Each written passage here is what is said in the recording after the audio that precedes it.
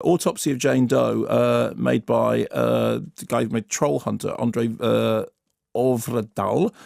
Father and son autopsy team, Brian Cox and Emil Hirsch, they're closing up for a night when a body is brought in, and the body was found in the basement of a house where some terrible things had happened. The police need answers fast. They need answers by the morning of how this body managed to get there.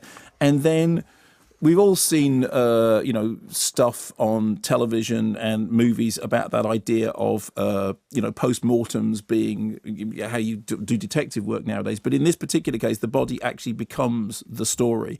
As the different layers are peeled back, we just start to discover, this story lurking within the cadaver itself.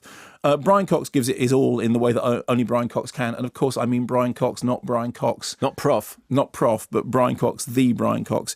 The sound design is crunchy and crackly and does an awful lot of the kind of disturbing work. And there is some quite effective and rather ghoulish morgue humour, although I have to confess that if you've seen I Am Not a Serial Killer, that definitely has the edge in terms of that sort of that grisly morgue humour. It does that rather well. But, like The Corpse itself, the film is elegantly displayed. It loses something in its third act, and when it's, as is so often the case, it feels the need to go much more into generic territory. But there's a good 40 or 50 minutes of it in which it is, two actors enjoying the premise that somewhere in the dissection that they're about to do, they are starting to discover a narrative that has moments of creepiness. It's not it's not life-changing by any means, but there's a good 2/3 of a decent creepy thriller in there, and then it falls apart in the last act.